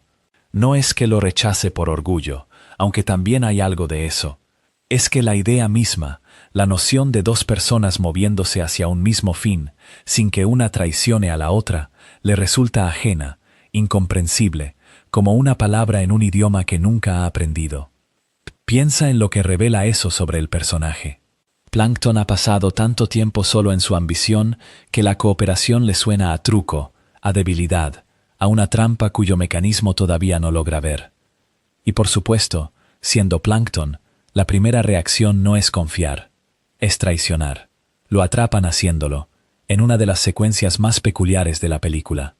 Plankton entra en secreto en la mente de SpongeBob y sale de ella cubierto de algodón de azúcar, como si el interior de esa esponja fuera un paisaje de feria dulce y absurdo. La imagen tiene su gracia, pero lo interesante es la respuesta de SpongeBob al descubrir la traición. No hay castigo, no hay rencor.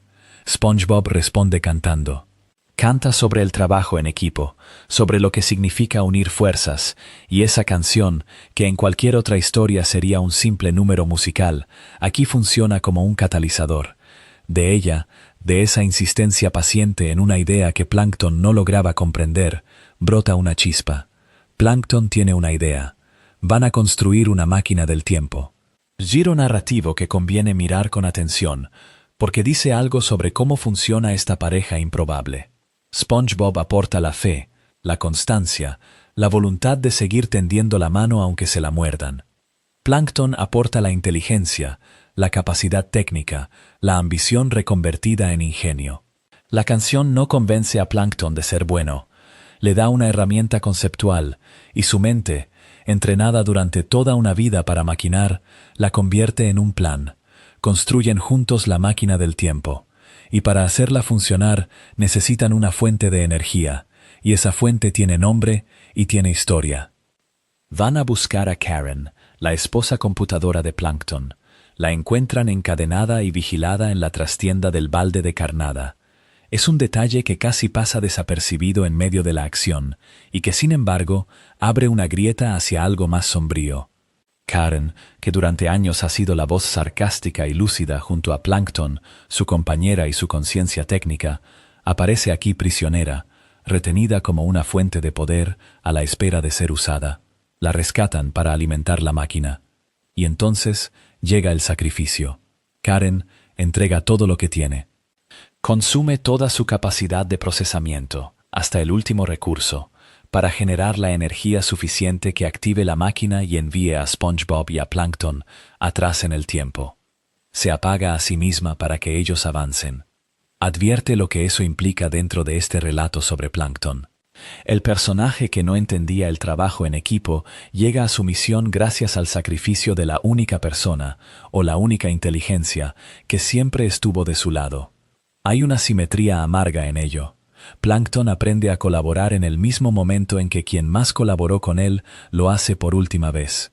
La película no subraya esta ironía con pesadez. La deja ahí, tendida, para quien quiera recogerla en la calma de la noche.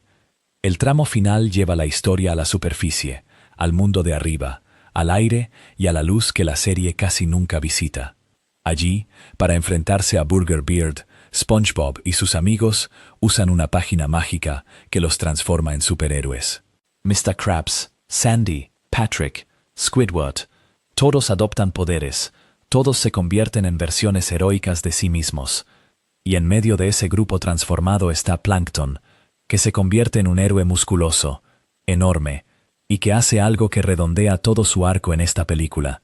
Ataca a Burger Beard directamente, no desde la sombra, no con un plan tortuoso, sino de frente, con fuerza, del lado de los demás.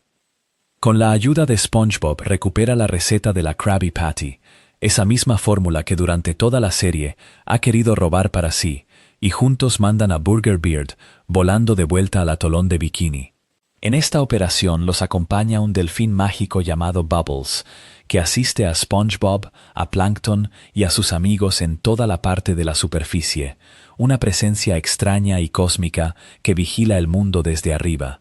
Pero la imagen que queda, la que merece que uno la sostenga antes de dormir, es la de Plankton, devolviendo con sus propias manos la fórmula que siempre codició. El villano recupera el tesoro, y en lugar de guardárselo, lo entrega. Este es, si uno lo piensa despacio, el primer giro real hacia el antihéroe en 2 décadas de personaje. No una conversión, no una redención definitiva, porque Plankton seguirá siendo Plankton después de los créditos. Pero sí un momento en que la película se atreve a colocarlo del lado correcto, a mostrarnos que la ambición y la cooperación no son necesariamente contrarias, que el enemigo de siempre puede, bajo la presión adecuada y con la fe adecuada tendida hacia él, elegir el equipo. Y hay una razón, más allá de la pantalla, para que este movimiento tenga la profundidad que tiene. El guión fue escrito por Jonathan Ible y Glenn Berger, sobre una historia del director Paul Tibbitt y del creador de la serie, Stephen Hillenburg. Aquella historia marcó el regreso creativo directo de Hillenburg a la franquicia como escritor, después de haber dejado la dirección diaria del programa en 2004. El hombre que había imaginado a Plankton al principio de todo, volvía a poner las manos sobre el personaje. Y quizá no sea casualidad que, en ese regreso, quisiera mostrarnos al villano más pequeño de fondo de bikini, haciéndose, por una vez, grande. Para el año 2020, cuando Bob Esponja regresa a las salas de cine con The SpongeBob Movie, Sponge on the Run, algo se ha desplazado en el centro de gravedad de la historia. Plankton sigue ahí. Sigue siendo pequeño, sigue queriendo la receta de la Krabby Patty, sigue tramando. Pero por primera vez en mucho tiempo, el plan que pone en marcha no está diseñado para convertirlo en el enemigo central de la película. Está diseñado para sacarlo del camino de otro. Piensa en lo que ese esquema revela sobre él. Plankton secuestra a Gary, el caracol, y lo entrega al rey Poseidón. El objetivo no es directamente robar la fórmula por la fuerza, sino algo más lateral, más astuto y, en cierto modo, más resignado. Al llevarse a Gary, provoca que Bob Esponja abandone fondo de bikini para ir a rescatarlo. Y con Bob Esponja fuera de la ciudad, con la cocina vacía, Plankton por fin tendría vía libre para hacerse con la receta que ha perseguido durante décadas. Es un plan que depende por completo de la ausencia del héroe. Reconoce, sin decirlo, que mientras Bob Esponja esté presente, Plankton no puede ganar. El rey Poseidón es quien ocupa el lugar que antes habría sido de Plankton. Él es el verdadero antagonista de la película, un gobernante vanidoso de la ciudad perdida de Atlantic City. Y su maldad tiene una textura muy distinta a la de Plankton.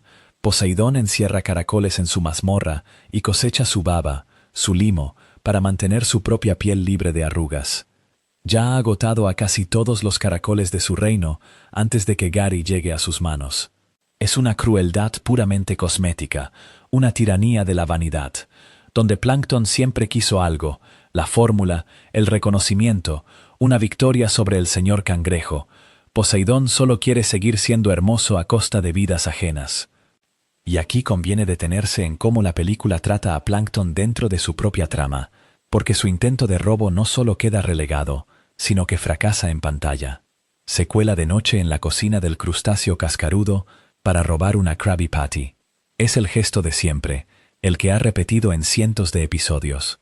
Pero esta vez, Bob Esponja regresa porque ha olvidado sus llaves, y Plankton, sorprendido, termina cayendo dentro del aceite hirviendo de la freidora.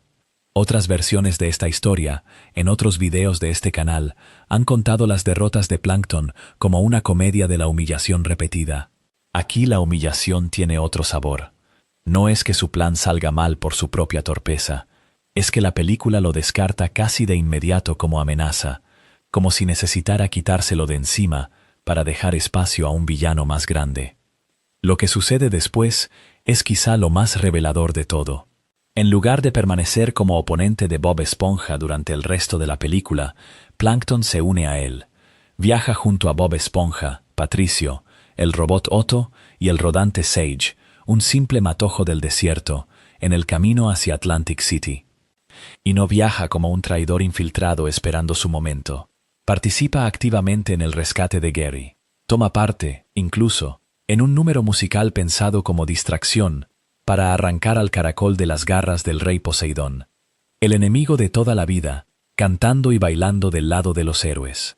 Los críticos notaron este cambio y no fueron amables con él. Algunos críticos resumieron el problema con una idea que vale la pena mencionar, la de que cuando hasta tu villano principal prefiere unirse a los buenos antes que enfrentarlos, la película tiene un problema de fondo. La observación es dura, pero apunta a algo real sobre la estructura de la película. Un antagonista que abandona su antagonismo a mitad de camino deja un hueco, y ese hueco tuvo que llenarse con Poseidón, un personaje nuevo, traído casi como sustituto de la función que Plankton ya no cumplía. Hubo además una comparación que los reseñadores hicieron casi de inmediato, y es una comparación justa. El cambio de corazón de Plankton en Sponge on the Run se sintió menos desarrollado que su arco de redención en la película anterior, The SpongeBob Movie, Sponge Out of Water, de 2015. En aquella historia, la colaboración de Plankton con los héroes tenía una construcción, un recorrido emocional que la hacía creíble dentro de sus términos. Aquí, en cambio, el giro parece ocurrir porque la trama lo necesita, no porque el personaje lo haya ganado. Es la diferencia entre un villano que cambia y un villano al que se le cambia. Considera lo que eso significa para alguien que durante más de 2 décadas fue el motor cómico de tantos conflictos. Su transformación se ha vuelto tan barata que ya casi no cuesta nada. Vale la pena mirar también al villano que ocupó su lugar, porque su origen dice algo sobre las prioridades de la película. El rey Poseidón está interpretado por el cómico y actor británico Matt Berry, conocido por What We Do in the Shadows, y es un rediseño de un personaje que la franquicia ya había usado antes, el rey Neptuno.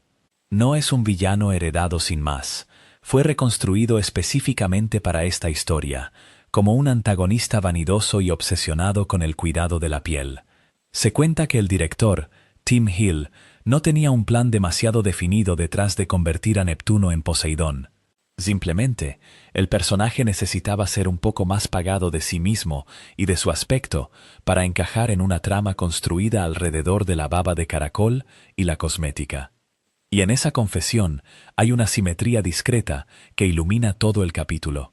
La película se organiza alrededor de un villano nuevo, moldeado sobre la marcha para servir a una idea: la vanidad, la piel, el limo, mientras el villano viejo, el que llevaba décadas definiendo qué significaba amenazar a Bob Esponja, se aparta a un lado, cae en la freidora, se sacude el aceite y se pone a cantar con los héroes. Plankton no desaparece, pero deja de ser la némesis.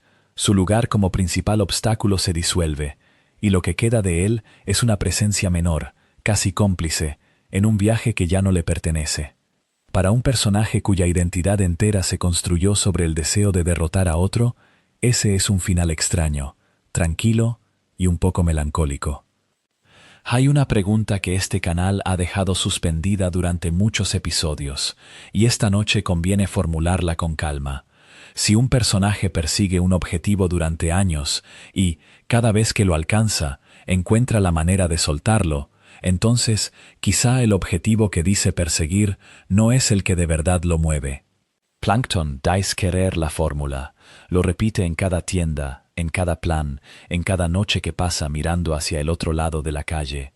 Y sin embargo, cuando uno reúne las veces en que estuvo cerca de tenerlo todo, aparece un patrón que no encaja con la codicia. Aparece algo más antiguo y más triste. Empecemos por el origen, porque el propio programa lo ofrece. En el episodio Friend or Foe, el señor Cangrejo revela que él y Plankton fueron los mejores amigos de la infancia. Se conocieron de bebés, en la misma sala de recién nacidos del mismo hospital, y de niños los acosaban juntos. Repará en lo que eso significa antes de seguir.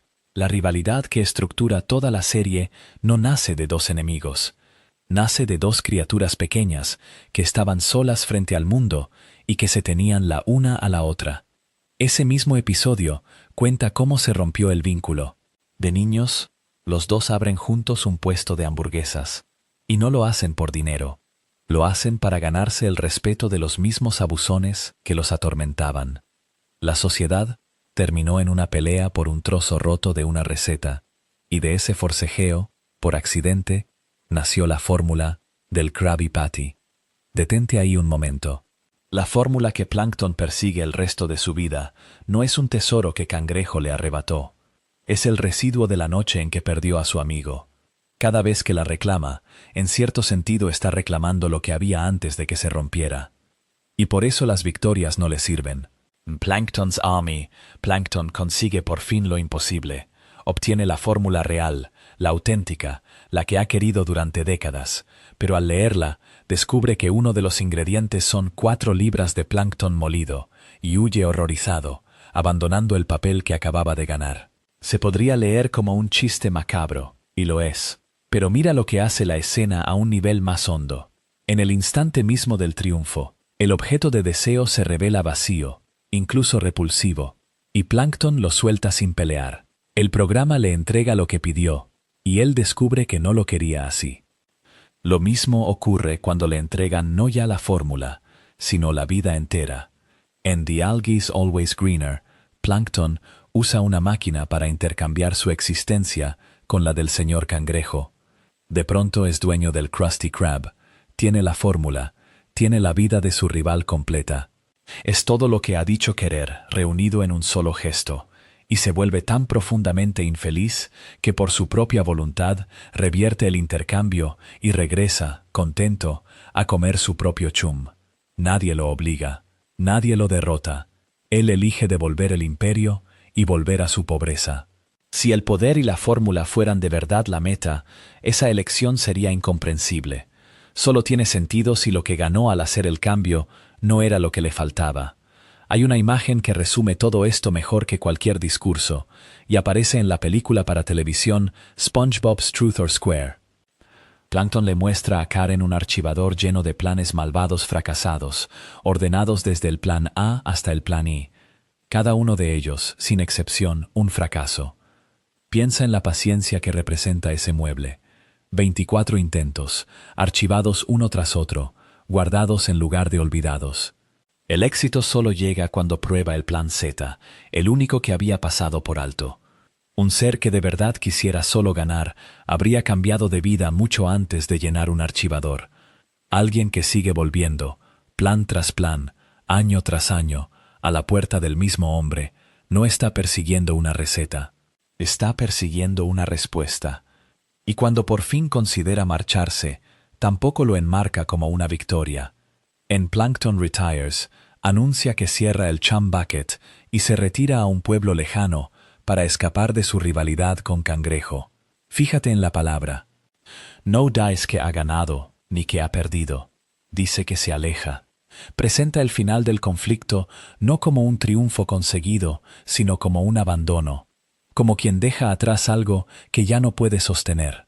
Uno no huye de un negocio, uno huye de una relación que duele. Reunidos, estos episodios cuentan una historia distinta de la que la serie cuenta en su superficie ruidosa. El plancton molido que lo espanta, el imperio que devuelve, el archivador que conserva sus fracasos, el pueblo lejano al que quiere escapar.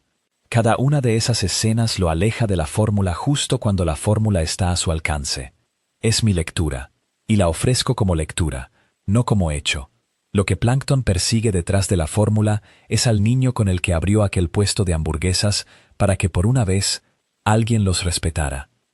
Quiere que Cangrejo vuelva a estar de su lado, y como no sabe pedir eso, pide lo único que quedó de aquella noche rota, sabiendo, en algún lugar que nunca admite, que ganarlo no le devolverá lo que de verdad perdió.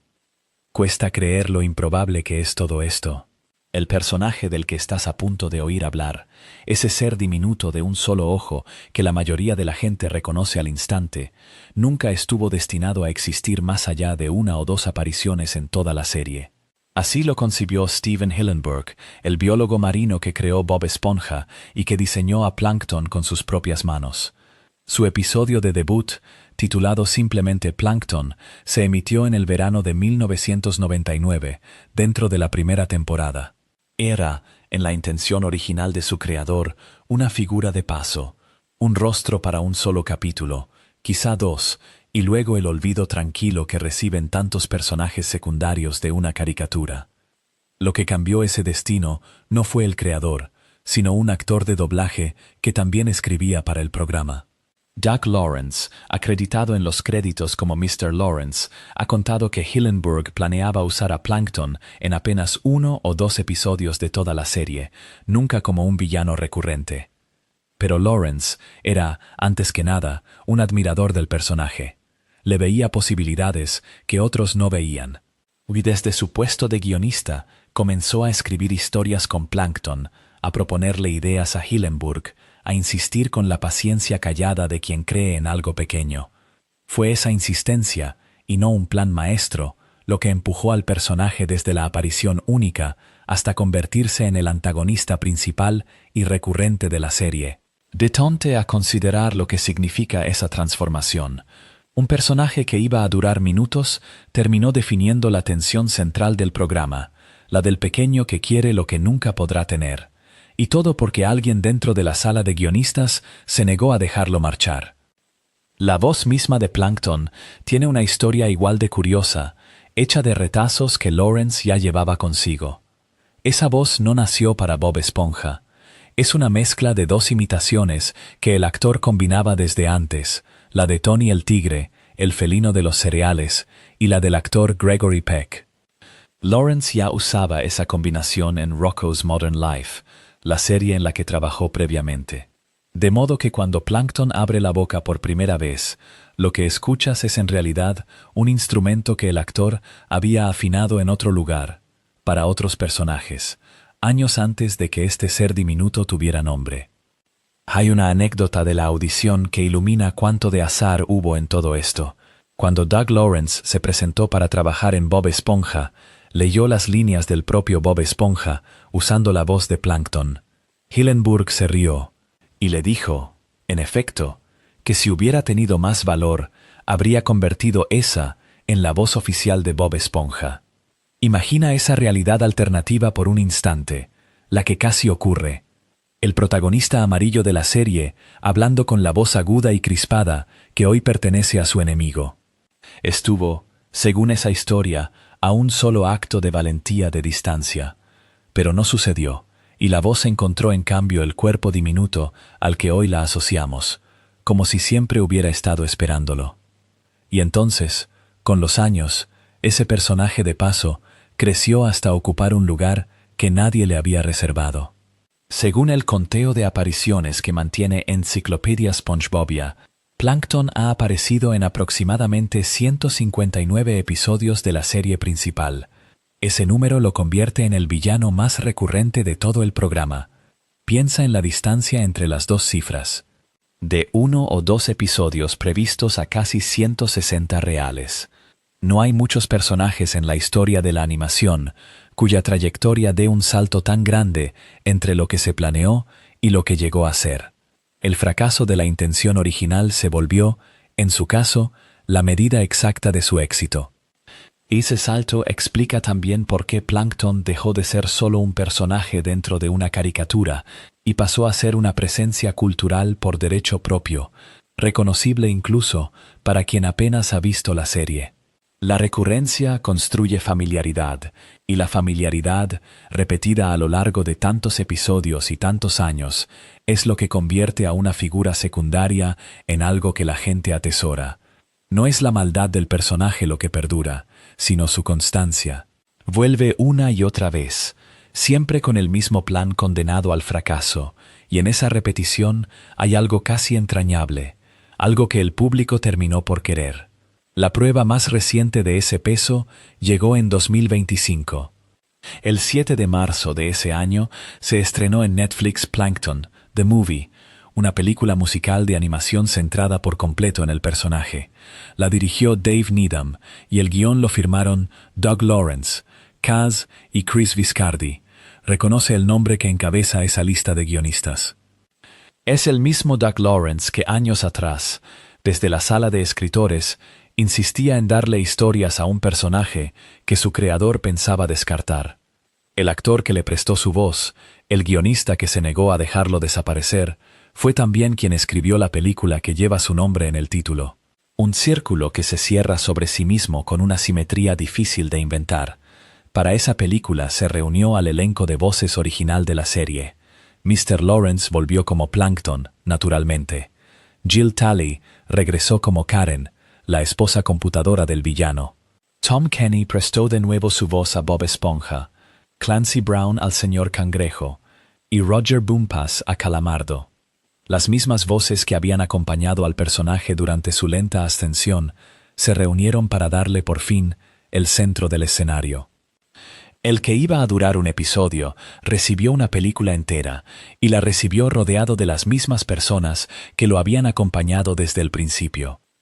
Queda, al final de esta larga historia, una idea sencilla sobre cómo funcionan las cosas queridas. Casi nada de lo que amamos de un personaje estaba planeado. La voz venía prestada de otro programa y de 2 imitaciones ajenas. La permanencia dependió del capricho afectuoso de un guionista. El protagonismo fue un accidente acumulado episodio tras episodio, hasta sumar casi 160. Y sin embargo el resultado se siente inevitable, como si Plankton siempre hubiera estado destinado a ser exactamente lo que es. Esa es, quizá, la lección más tranquila que deja su historia, que lo permanente suele nacer de lo que estuvo a punto de no ocurrir, sostenido por alguien que decidió, contra el plan, que valía la pena quedarse. El experimento de Plankton nunca fue por el dinero, y esa es la idea que sostiene todo lo demás. Un ser diminuto, encerrado en un restaurante vacío frente a otro que rebosa de vida, obsesionado con una fórmula que jamás llega a probar. Detente en lo que eso significa. La fórmula secreta del cangreburger deja de ser un objeto y se convierte en la medida exacta de todo lo que a Plankton le falta, no la comida, sino la certeza de ser querido, de ser recordado, de importarle a alguien en un pueblo que aprendió a reírse de él. Su rivalidad con Don Cangrejo, su matrimonio con una computadora, su lealtad terca hacia una máquina que le responde sin ternura, todo apunta hacia la misma herida callada. La derrota, repetida episodio tras episodio, deja de ser un chiste y se vuelve una forma de vivir. Y sin embargo vuelve. Cada mañana enciende las luces del balde de carnada, endereza los planos y camina una vez más hacia el mismo fracaso, porque rendirse sería aceptar el silencio. Queda entonces esa imagen, un balde de metal apagándose al final del día, una silueta minúscula de pie tras el mostrador, y al otro lado de la calle una ventana encendida en la que nunca lo dejan entrar. Si te ha gustado este video ensayo, asegúrate de suscribirte. Gracias por ver y nos vemos en el próximo.